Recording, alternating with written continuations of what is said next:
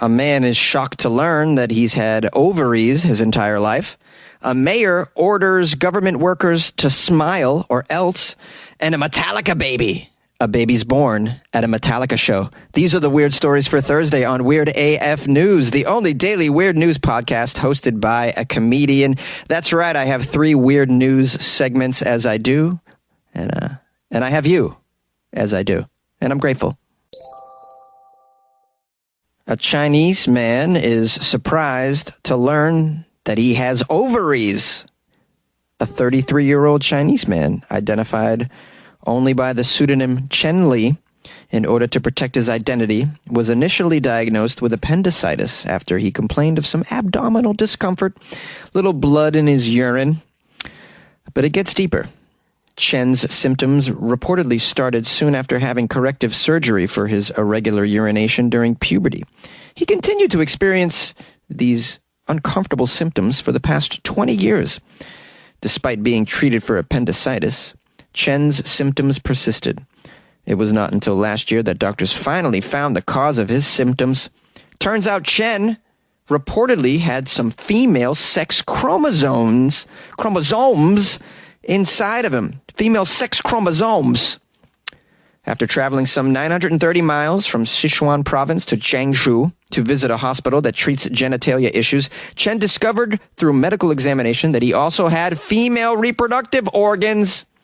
He had those female reproductive organs in him, such as what? Such as a uterus, some ovaries as well. He had major female reproductive organs in him, causing him this discomfort. Yeah, causing you more than discomfort, sir. I'd be very confused and shocked. Further medical examinations revealed that his male hormone androgen had below average levels, of course. His female hormones and ovaries were also active and reportedly comparable to that of a healthy adult woman. After this revelation, the man was identified as what's called intersex. Intersex, meaning he had male and female reproductive organs. He had both of them. Oh man, he's like one of those like amoeba that can procreate without a partner. They just can do it themselves, right? I think.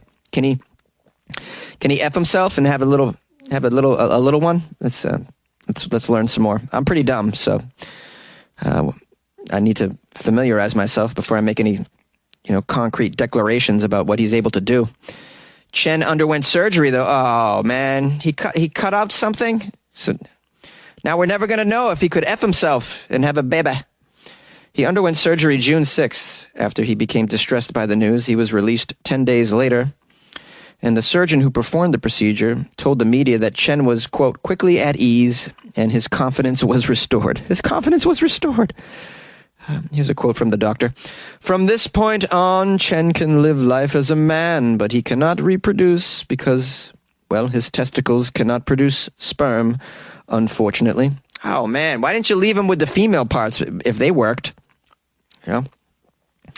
The doctor added that the condition is often discovered during puberty and has little impact on a patient's physical health. The doctor noted that going through it all usually results in some psychological trauma, though. Yeah, as you can imagine, finding out your whole life. I mean, how do you go this long, man? No doctor saw this? Poor guy. And check this out. There is some data on this intersex situation. According to the United Nations, they did a study. They found that about 0.5 and 1.7% of the global population is intersex. Well, that's way more than I thought. This is more common than I thought. Nearly 2% of the global population is intersex. And I'm sure this data isn't complete. There are people in indigenous cultures that don't really report to the United Nations. So maybe there's more than we think, people that are intersex. How bizarre. To have both of the private parts, well, this would make gender reveal parties or sex reveal parties way more interesting because we got a third choice here, guys. It's not just penis and vagina. It's both, guys. We're having both. Wow, man. Look what you learn on Weird AF News, huh? A mayor has ordered government workers to smile or else.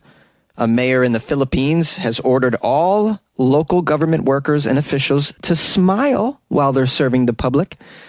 I love this idea. I want my government workers and officials smiling while they're serving me. After all, I'm paying for a portion of their salary. At least smile a little bit, huh? This particular mayor is taking it very seriously in the Philippines, threatening severe disciplinary action against those who fail to smile. His name is Aristotle Aguirre, or Aguiar. Is it Aguiar? I think it's Aguiar, guys. Just trying to... Listen, I'm flying from the seat of my pants here with a lot of caffeine and guesses. That's what you get for Weird AF News. A lot of caffeine and guesses. The mayor of Moulane, which is a municipality in help me out here! Quezon? I think I got it. Who cares? The mayor has sought to tackle an apparent problem of low spirits among the staff by signing an executive order adopting a smiling policy. Well, that's not going to really improve their low spirits so much as it's going to make the citizens feel better that their politicians and government workers are smiling more. That'll make us feel better. The policy will be one of the flagship programs of this administration in the Philippines. And the order will, quote, give sincerity by showing a feeling of calmness and a friendly atmosphere around here. Oh, it states that there should be strict smiling compliance among all departments, all offices, all units and sections while serving the public. Now they're going to also monitor the staff somehow to make sure they're smiling. There's going to be a smile meter that they stick to their face, something like that. And if you don't smile, they're going to insert a special mouth guard into your face that'll make you smile involuntarily to make sure your mouth stays open, your lips stay up. Okay, here's a quote here. Any employee who is found through appropriate action to have violated the smiling order shall be a sufficient grounds for administrative liabilities and policies, guidelines, rules, and regulations. Aguiar is not the only official insisting members of local government be more cheerful. We have another mayor that was elected in the south of Manila named Kevin Anarna, and he's also instructed employees not to smile so much, but not to frown. He's ordering employees not to frown. So, yeah, you don't want your government officials frowning either. You know what I would like to is if our government officials wouldn't steal from the public coffers. You know what I mean? There's that whole stealing thing that they like to do. I wish we could do something about that. Nah, don't you? And then there's that other thing that they do called accepting bribes. Yeah. I wish my government officials wouldn't do that either. Maybe in the Philippines, it's okay to take a bribe as long as you're smiling when you do it. You know, just smile as you take that envelope. You like podcasts? You're listening to my podcast. Maybe you thought to yourself, I'd like to make a podcast. Too difficult. No, not with Anchor. Anchor has free creation tools that allow you to record and edit your podcast from your phone or your computer. Anchor distributes your podcast to Apple, Spotify, Stitcher, and more. They have advertising integration, so you can even make a little money off your podcast. Everything you need to make a podcast in one place. Download the free Anchor app or go to anchor.fm to get started. And good luck with your podcast. Good luck with your creation. Good luck with your life, man. A Metallica baby is born. That's right. A woman gave birth at a Metallica concert. You may have heard of some strange places babies have been born, such as supermarket parking lots, cars, inside elevators. One newborn in Brazil now surely lays claim to the most rock and roll arrival of all time. 2-day-old Luan Figueiro was born at a Metallica gig at the Couto Pereira Stadium in Brazil's southern state of Paraná to the sound of Enter Sandman. Enter Sandman was playing when Luan was born, according to his mother. How cool is that? Metallica has shared the details of this birth with their 8 million followers on their Instagram stories. The mother, Joyce, who bought tickets at the show 3 years ago and said she was 39 weeks pregnant and sitting in a very special area for the show when her contractions began during Metallica's set. This baby was like, I want to get out and rock. Where's the mosh pit? Where's the baby mosh pit? That's a mosh pit just for babies. It's a padded area. I don't know if you guys have seen that at the Metallica show. Yeah, mosh pit for babies. It's a thing. With only 3 songs left to go in the show, the plan was to take her to the hospital by ambulance, but there was no more time, it says. There was no time to get to the hospital. Sharing the news on social media, Joyce says her son was born right there in the stadium as the band's biggest hit, Enter Sandman, was playing. What a crazy way to enter the world. A bunch of people screaming, "Exit light! Enter night! Take my umbilical cord and yank me out this vagina!" All right, that was ridiculous. Now, the mother, Joyce, received a lot of messages about her son's special birth, and she was thrilled and thanked all the well-wishers for their support. She wrote that, "I'm great physically. I'm okay. I'm just trying to understand how this happened."